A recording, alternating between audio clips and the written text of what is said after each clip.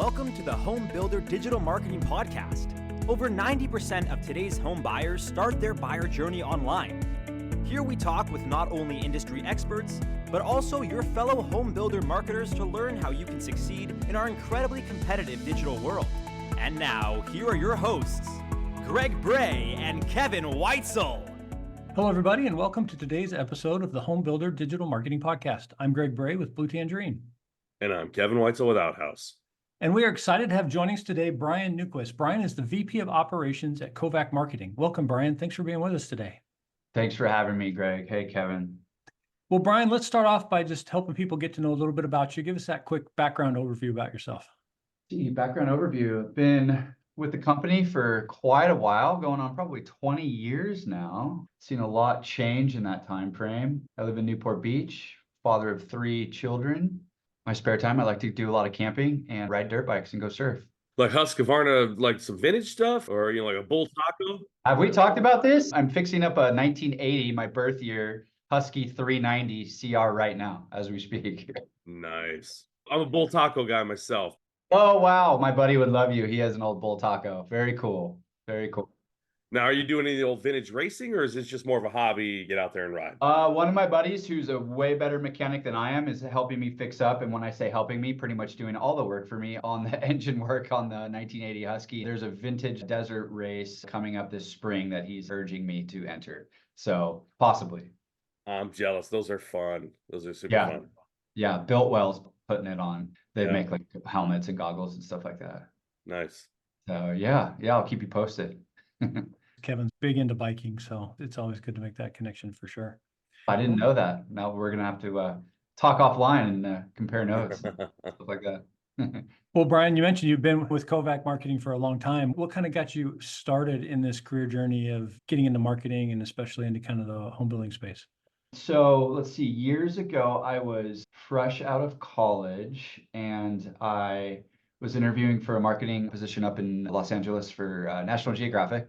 I came this close to getting the job. They went with another candidate who had a couple years of experience under their belt. And I got an opportunity at Kovach Marketing, which I felt like was going to be temporary at first, to be somewhat of a coordinator, AKA delivery guy. Back then you had to sometimes deliver blueprints because they were too large to email, dating myself a little bit. So I started in that capacity, and then just as I gained more and more experience, found obviously the home building industry to be fascinating, to be very dynamic, constantly evolving and changing and busy.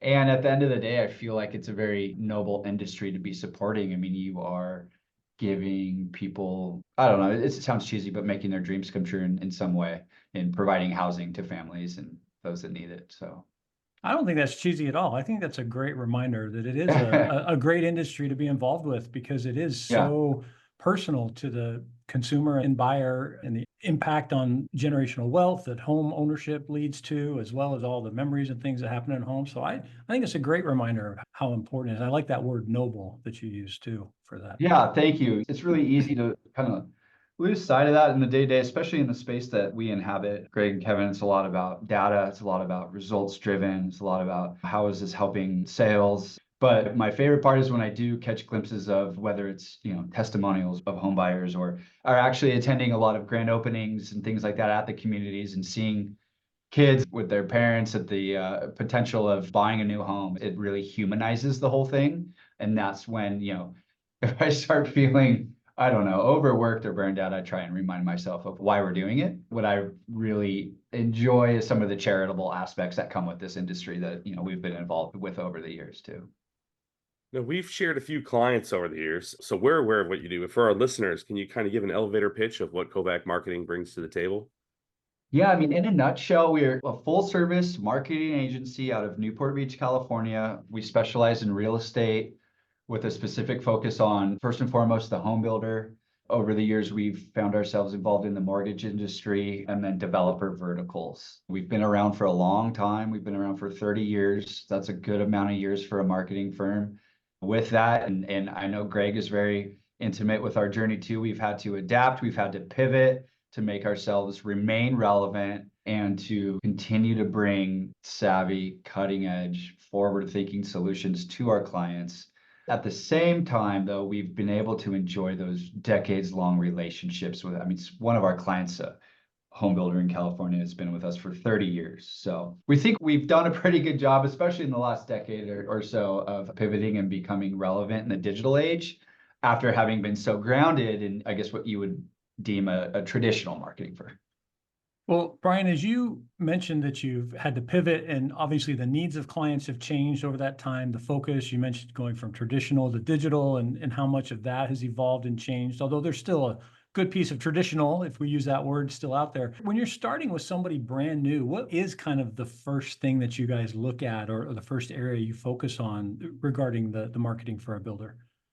It sounds like it'd be an obvious answer, but I think you just need to begin with listening, especially if it's a new relationship, listening to what are the objectives of the potential client, or if you already have a relationship, what are the objectives of the opportunity in general? I feel like sometimes, let's just use the word agencies, kind of get not a bad rap, but they begin to upsell at the very beginning. They begin to offer every service that they can offer on the first engagement with a client. We talk about this at length internally, and we do make a very conscientious effort to always take a more tailored approach of really trying to better understand our clients and their goals. We can't start solving problems if we don't know what's important to them or what is the business priority. And I think this equates to longer lasting client relationships. Because let's just say from a billing perspective, I would rather have a lower level of billing and be successful and be offering just those services that they need to attain their goals rather than services that they might not need. And I guess maximizing billing, but you just sacrifice the relationship. I've seen it happen. And I'd rather have, like I said, a 30-year relationship than a fast burning, shorter relationship, if that makes sense. So Brian, when you are first looking at a builder's marketing programs, what are some of the elements that you review first and kind of focus on? I mean, that's a great question. I think, when evaluating a new client's existing marketing programs, we start by analyzing the brand messaging, the audience alignment, digital presence to ensure that they resonate with their target market. We look closely at the clarity and consistency of their brand messaging across, whatever platforms they might have in place. Are they telling a cohesive story that reflects their value propositions? Audience engagement metrics, I think, are also essential. And we start by examining analytics data on social, if they have the email campaigns and website traffic, to see kind of what's working and where engagement might be dropping off. Those are definitely key points to understand and start with. Is there a point where you decide, okay, we're just going to do branding and nothing else for somebody, or we're going to help them with print versus something else? Are we going to do the digital piece? Are we going to recommend they work with somebody else on this particular piece or this tactic versus that tactic, or they should keep this part in-house? Where are some of those elements that make sense to do with you? Not that you can't do all of it, right? But it's hard to be a specialist in everything too in today's world. Absolutely, for sure. Great question. Yeah, we need to aid in that conversation on how they decide which part of their, maybe, for instance, digital activities to manage in-house versus outsource to partners and agencies, right? And so I think it just goes back to assessing their goals and becoming intimate with what their goals are, internal strengths, and growth plans when deciding. Let's talk from a digital perspective, talking about which digital activities to manage in-house versus outsource. I think core competencies are key. Tasks outside of maybe their team's expertise, such as SEO. And Greg, this web development, it's hard for a lot of these builders to handle that in-house. They might not have developers on salary or even on staff. I think in that way, they can really benefit from an agency's specialized skill set. Outsourcing does provide flexibility and scalability, in my opinion, allowing them to handle demand spikes without new hires and the fixed costs that come with that. Agencies often bring efficiencies and access to advanced tools that might be impractical to maintain internally. Ultimately, it becomes a hybrid approach, leveraging agencies for more of the complex, fast-paced tasks, and then in-house resources for consistency and control. Strikes the ideal balances for most business and most home builder clients of ours. Now you have discovery meeting after discovery meeting after discovery meeting with client after client after client. What mistakes are you seeing on a regular basis? Great question. Mistakes that I see on a regular basis are challenges that often stricken home builders when they try to implement marketing strategy. Two kind of come to mind, one being sales collaboration and one being new technology adoption or buying. I think that it's important to start any new marketing campaign with buy-in from the whole team. And I can't tell you how often this doesn't successfully happen or isn't set up like that from the get-go. If sales, for instance, for a home builder doesn't feel like the campaign will be effective, that marketing is advocating, or we don't get the feedback, that's critical to its success. And it goes both ways. If marketing doesn't consult sales for feedback on performances and lead quality, for instance, we won't have the insights to make strategic decisions, and our campaigns can be successful. The most successful client relationships, campaigns, sales goals that I see are when sales and marketing are really communicative with each other and very transparent. I feel like it's easy to attain, and I can't tell you how often that falls short. That's one of the mistakes that a lot of builders are not taking into consideration. Do you find it difficult to get access to the sales team when you've been working on the marketing side so that you can get that feedback? I know sometimes they're off in their own little world, busy doing their thing.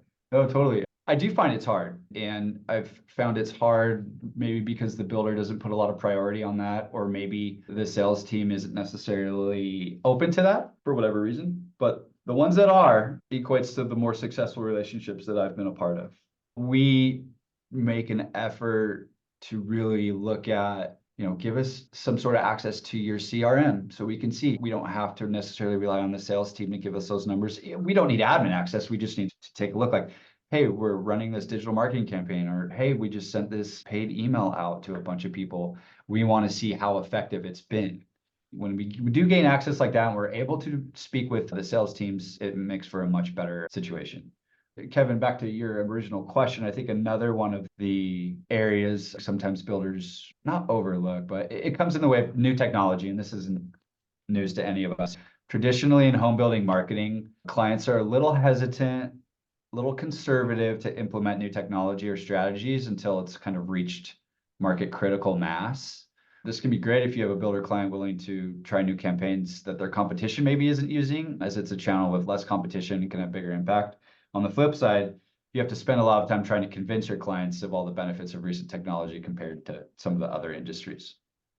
So, Brian, as you work with builders who are looking for that feedback and you're asking for data and looking for the reports and things, you're also, I'm sure, generating reports and providing information to them. Do you ever find that a lot of folks actually are not looking at the data and not paying as close of attention as you think maybe they could to benefit from all that work and reporting? Sometimes, yeah. If you were to ask me that a decade ago, I'd say, yeah, definitely. Presently, there's more data available. I think there's more ways to assess ROI, which I remember even when there's builders that didn't want to adopt social media in general, because it's like, show me that it can sell a house. Back then, it was kind of like, well, it kind of couldn't. You just need to have a presence. Now, I think that it's much easier, and we're constantly trying to tie home sales back to some sort of the area or piece of the marketing matrix. But it depends on the company. It depends on, is there a VP of marketing who's also overseeing sales, who doesn't have any support? The more robust teams, yeah, they have more time and might have more people to be able to generate those reports and look at those reports and then translate those reports to whoever they're reporting to. So it depends on the team, but I think present day, it's the best obviously I've ever seen, which makes sense.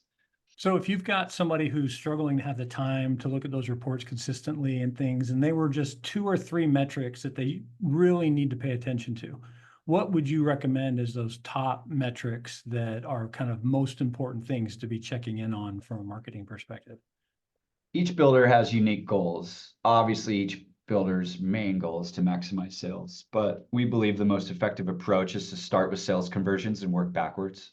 For instance, if we know 2% of sales leads convert to home sales, we can determine exactly how many leads marketing needs to generate to meet those sales targets, right?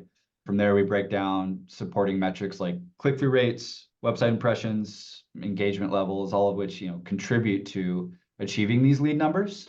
Tracking these metrics over time enables continuous optimization and greater impact, obviously, but allowing each campaign cycle to perform better than the last. This data-driven approach is kind of like what we try and sell to our clients. We believe, and I think you'd agree, is the only way to do it. It does nothing but sharpens kind of the marketing efficiency, but also creates a measurable path to achieving exponential growth across campaigns. It's never been easier to kind of avoid throwing good money after bad, to constantly, all right, that's not working, and you can tell it's not working rather quickly compared to years ago. So that's kind of how we approach it. I mean, Kevin, I know you've always been an advocate of knowing your numbers and being able to backfill that pipeline the way that Brian was talking about. You absolutely have to know your numbers, and not only know your numbers, but know what contributes to those numbers. If you know that your goal is to hit 50 sales, you can work the funnel backwards, but you have to know what's actually feeding and contributing to that pipeline in the funnel, what the touch points were. How many times did they talk to an OSC? Did they see a billboard on the freeway? Billboard, who's using billboards? Some companies do. Are you using a call rail type pathway to find out if your calls are coming from the internet or from your Facebook post or from anything else? I need to know where those attributes come from. But yes, if you aren't making decisions based off of data, then you are literally setting yourself up for failure, in my opinion. 100%. And it's never been more easy to have access to data and to leverage that. On the flip side, there's never been more of it, right? That we have to sort through. It's almost overwhelming sometimes. Totally. So a lot of times marketing people have this special ability, it's an innateness that they have in their soul, I think, that they can actually see things in the future. And it's not necessarily that it's anything magical or mystical. It's that you watch trends, you know what's coming, you know what's globally happening. Is there any place that you look for any kind of inspiration as to a way you want to help focus a builder's pathway? Yeah, sure. I mean, looking ahead, let's say to the next few years, I think there's several kind of key marketing trends to look out for or to watch. Personalization continues to gain traction. Consumers increasingly expect tailored experiences based on their preferences and behaviors. They're just kind of used to that, whether they're totally cognizant of it or not. We feel like this means builders should focus on delivering customized content, targeted messaging to engage potential buyers a little bit more effectively. We feel that video marketing, obviously preaching to the choir probably here, but is on the rise. Even with short form content gaining popularity, builders can leverage social channels to showcase properties, share customer testimonials, provide virtual tours in an engaging way. And then there's so many different mediums that you can then leverage, let's call it an investment, whether it's in an email, whether it's a digital marketing campaign, whether it's on your website. But with how much consumers or people in general are confronted with on a day-to-day basis, it's just such a noisy world that you have to be as targeted as you can be, and you have to be dynamic, and you have to be putting stuff out that grabs people's attention. Brian, when you say as targeted as you can you give us an example of bad targeting versus good targeting that you've seen? I've been very serious about segmentation over the years, and whether that's builders setting themselves up from the beginning, or even if it's, a new adoption, let's say of a CRM, but making sure that they're using it in a way where the information that's being gathered is in a way where you can segment it. You can organize it in a way to where now if they want to reach out to those subsets of people, they're doing it. Like, are you talking to a first-time home buyer? Are you talking to a move down? Rather than, hey, I've got a couple thousand people and I'm just going to send a generic email address. Data shows us that if you're able to segment that list and curtail marketing messages just for those lists, the engagement is through the roof, rather than if you're just, I'm going to throw a huge net out and see what happens. Well, Brian, for a builder who has been struggling to kind of get their marketing where they really want it to be, do you have any quick tips you could give them, something they should be looking at or paying attention to? You already kind of mentioned, make sure that you're focusing your message on the audience as best you can and not just being too broad. Any other tips that come to mind?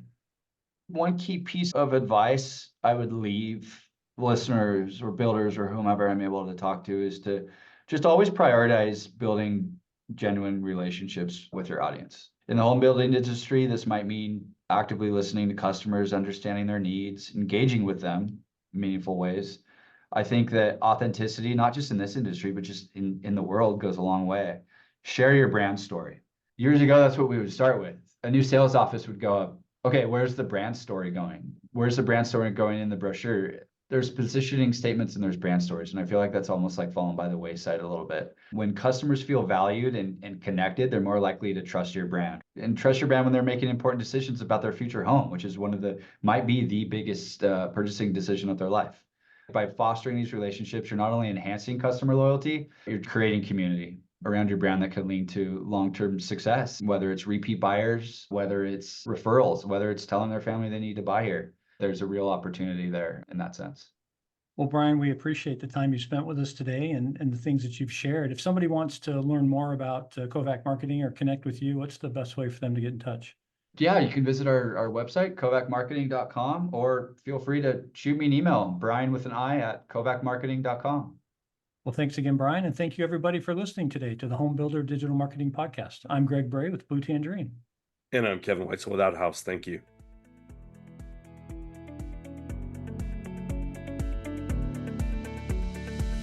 Thank you for listening. To learn more about how Blue Tangerine and Outhouse can help you generate more qualified home buyer leads, visit bluetangerine.com and outhouse.net. If you've enjoyed our show today, please tell a friend, leave us a review, and subscribe on your favorite podcast platform. Be sure to join us again on the Home Builder Digital Marketing Podcast,